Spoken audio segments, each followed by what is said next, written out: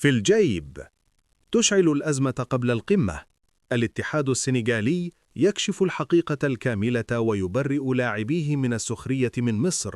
أثارت حركة في الجيب التي قام بها عدد من لاعبي المنتخب السنغالي حالة من الجدل الواسع داخل المعسكر المصري، وأشعلت غضب الجماهير على منصات التواصل الاجتماعي قبل المواجهة المرتقبة بين مصر والسنغال في نصف نهائي كأس الأمم الإفريقية. ومع تصاعد التكهنات حول كون هذه الإشارة موجهة للاعبي منتخب مصر، خرج الاتحاد السنغالي لكرة القدم ليضع النقاط فوق الحروف.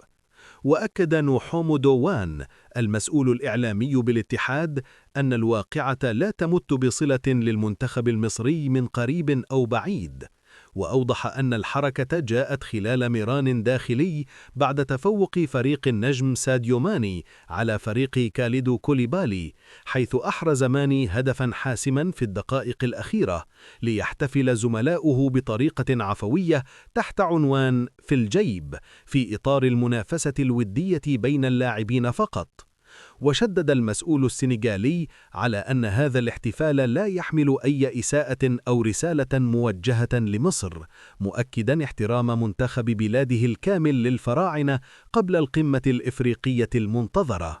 قبل القمة المرتقبة، حركة في الجيب تشعل الجدل في معسكر مصر، لكن الاتحاد السنغالي يحسمها.